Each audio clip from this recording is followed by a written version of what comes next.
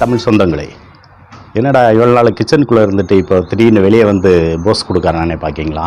இல்லை, உங்களுக்கு போர் அடிச்சிடக்கூடாதுல்ல, அதனால தான் நான் கொஞ்சம் டிஃப்ரெண்ட்டாக ஏதாவது பண்ணலான்ட்டு எனக்கு ஒரு ஐடியா.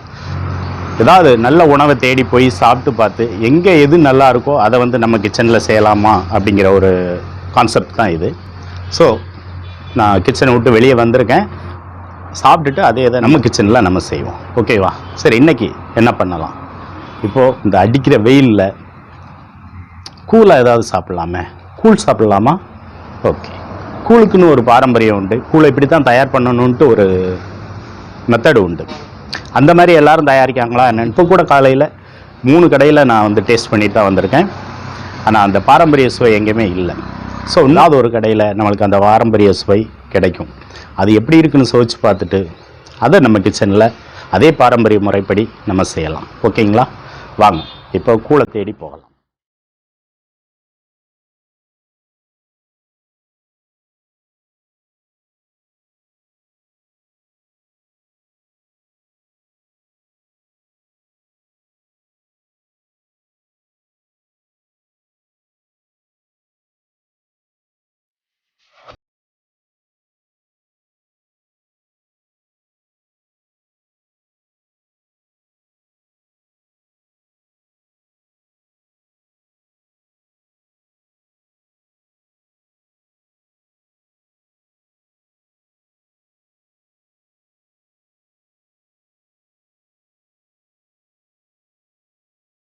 நம்ம இப்போ எங்கே இருக்கோம்னா ஸ்ரீவில்லிபுத்தூர் டு மதுரை ரோடு, இந்த விபிஎம் இன்ஜினியரிங் காலேஜ் இருக்குது.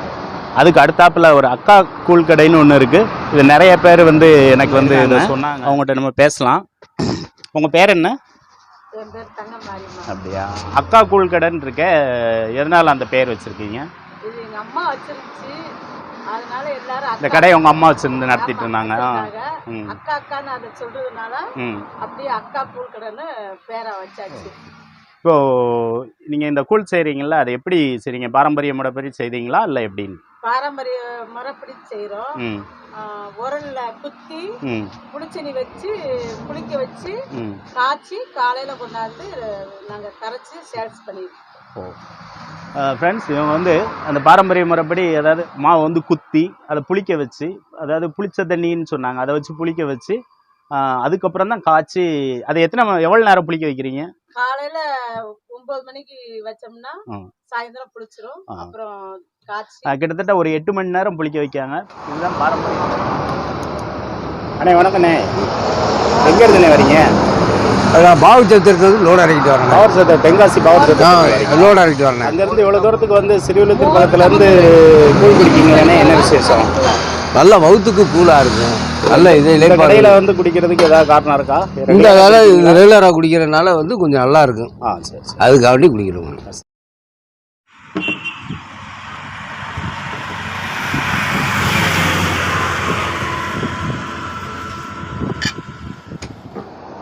கூழ் வந்துருச்சு, நம்ம சாப்பிட்டு பார்க்கலாம்.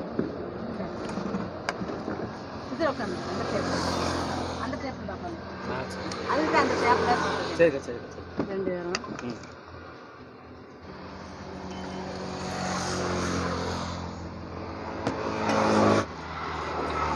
கூழ் கூட மோரும் பச்சை வெங்காயம் மிக்ஸ் பண்ணி கொடுக்குறாங்க. செம்ம டேஸ்ட்டாக இருக்குது. அது கூட சைட் டிஷ்ஷாக வந்து ஒரு 5-6 வெரைட்டி நான் ஏற்கனவே காமிச்சிருந்தேன். ஒரு மிளகாய் வத்தல், சீனிய வரக்காய் வத்தல், அப்புறம் இந்த மிளகாயை ஃப்ரை பண்ணி வச்சுருக்காங்க. அப்புறமா அந்த குட்டிய துவையல், மாங்காய் ஊறுகாய், அப்புறம் ஏதோ ஒரு எள்ளு துவையல்.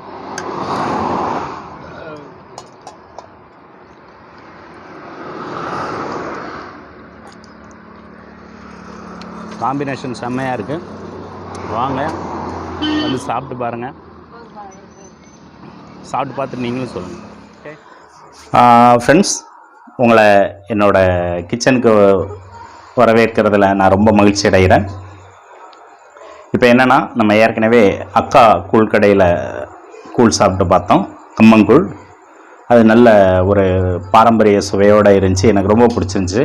அவங்ககிட்ட கேட்டதில் அந்த ப்ராசஸிங்கும் சொன்னாங்க, எப்படி அதை வந்து பழைய காலத்து முறைப்படி புளிக்க வச்சு செய்கிறோம் அப்படின்னு சொல்லியிருந்தாங்க. இப்போ அதே மாதிரி நம்ம இந்த கம்மங்கூழை நம்ம செய்யப்படுறோம். வேறு ஒன்றும் இல்லை, ஒரு சின்ன ப்ராசஸ் தான். என்னென்னா நம்ம எப்படி இட்லிக்கு ஊற வச்சு நம்ம ஒரு 8 மணி நேரம் புளிக்க வச்சு அதை இட்லியை வைக்கிறோமோ இல்லை தோசை சுடுறோமோ அதே ப்ராசஸ் தான் இந்த கம்மங்கூழுக்கு. நான் வந்து இன்றைக்கி வந்து தயிரையும் ஈஸ்ட்டையும் சேர்த்து யூஸ் பண்ண போகிறேன். யூஸ் பண்ணி புளிக்க வச்சு அந்த கூழை நம்ம காய்ச்சி. இதுக்கு நான் இன்றைக்கி 2.5 ஆழாக்கு கம்பு எடுத்து நல்ல கழுவி ஊற வச்சுருக்கேன். இது ஒரு 1 மணி நேரம் இந்த தண்ணியில் ஊறட்டும். 1 மணி நேரமாக ஊற வச்ச இந்த கம்பு மிக்ஸி ஜாரில் போட்டு கொரகொரப்பாக அரைச்சிக்கலாம்.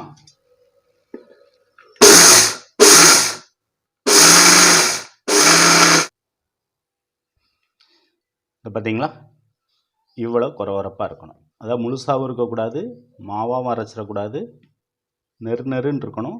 இப்படி அரைச்சி எடுத்துக்கோங்க. எடுத்து ஒரு பாத்திரத்தில் போட்டுக்கோங்க. இப்போ என்னென்னா இந்த மாவை வந்து ஒரு 8 மணி நேரத்துக்கு வந்து புளிக்க வைக்க போகிறோம்.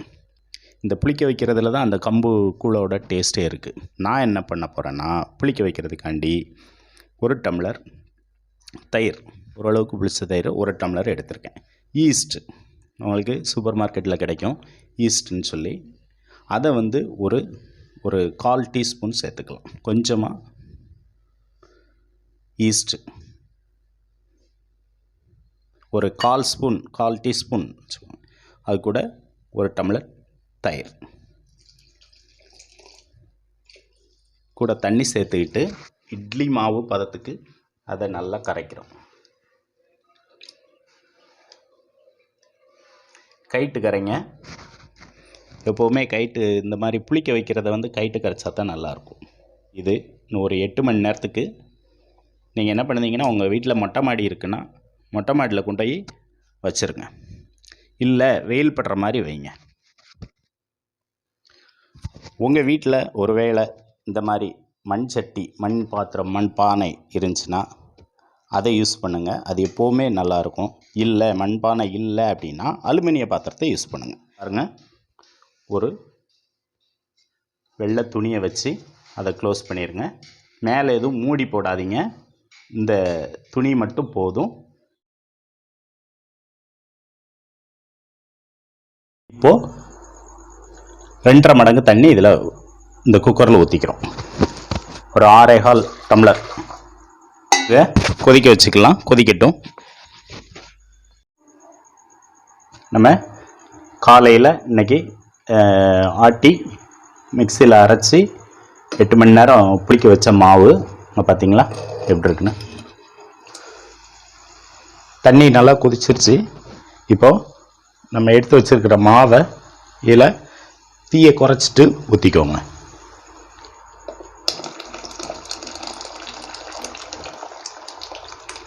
லேட் பண்ணக்கூடாது.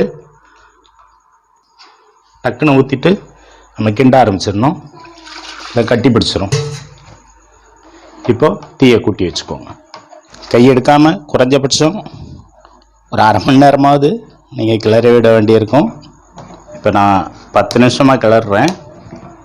பாருங்கள், முதல்ல எப்படி தண்ணியாக இருந்துச்சு, இப்போ எப்படி கட்டி ஆயிடுச்சு பார்த்தீங்களா. இந்த டைமில் கொஞ்சம் தீயை வந்து நீங்கள் மீடியமாக வச்சுக்கோங்க, இல்லைன்னா கீழே பிடிக்க ஆரம்பிச்சிடும். நல்லா வெந்து வருது, நல்லா கட்டி ஆயிடுச்சு. ஒரு தட்டில் தண்ணி வச்சுக்கோங்க. 4 விரலை இப்படி முக்கிக்கோங்க. முக்கிட்டு லைட்டாக இப்படி தொட்டு பாருங்கள். தொட்டு பார்த்தா அந்த விரலில் வந்து படக்கூடாது. இப்போ பாருங்கள், ஒட்டக்கூடாது. இதுதான் பதம்.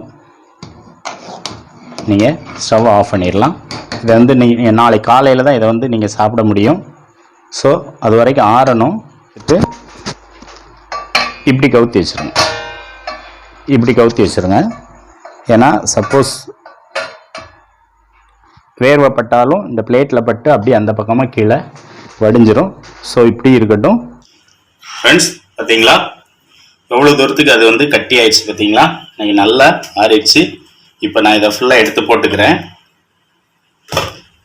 வேற ஒரு பாத்திரத்துக்கு அதுலேருந்து எடுத்துட்டு வேற ஒரு பாத்திரத்தில் மாற்றிக்கிட்டு இதை தண்ணி உங்களுக்கு தேவையான அளவுக்கு தண்ணி ஊற்றி கரைச்சி மோர் மிக்ஸ் பண்ணி அதில் வெங்காயம் போட்டு சாப்பிடலாம். நான் எப்படி மிக்ஸ் பண்ணணும்னு காமிக்கிறேன். இப்போது ஒரு 2 கை கம்மங்கூழ் எடுத்து அதில் 2 டம்ளர் தண்ணி ஊற்றி கரைச்சிருக்கேன். இப்போது நம்ம கூழ் காய்ச்சும் போது எதுவுமே உப்பு சேர்க்கலை. ஸோ இப்போது தேவையான அளவு அந்த கரைக்கும் போது உங்களுக்கு எவ்வளோ தேவையோ அதை மட்டும் நீங்கள் சேர்த்துக்கோங்க. சேர்த்து கரைச்சிட்டு டம்ளரில் ஊற்றி குடிக்க வேண்டியதான். அதில் டம்ளரில் கொஞ்சமாக மோர், பச்சை வெங்காயம் மிக்ஸ் பண்ணிக்கிட்டிங்கன்னா செம்மையாக இருக்கும். அவ்வளோதான் இந்த கூழ். ஃப்ரெண்ட்ஸ், சூப்பரான கூழ் ரெடி ஆயிடுச்சு. செஞ்சு பாருங்கள், செம்மையாக இருக்கும். ஒரு தடவை செஞ்சீங்கன்னா வாரம் திரும்ப திரும்ப செய்வீங்க. செஞ்சு பார்த்துட்டு கமெண்ட்டில் சொல்லுங்கள். இது வரைக்கும் என்னோட சேனலை சப்ஸ்கிரைப் பண்ணாதவங்க சப்ஸ்கிரைப் பண்ணுங்கள். இது வரைக்கும் இந்த சேனலை வாட்ச் பண்ணதுக்காண்டி உங்களுக்கு ரொம்ப நன்றி. திரும்ப ஒரு நல்ல டிஷ்ஷோட உங்களை வந்து சந்திக்கேன். Thank you friends.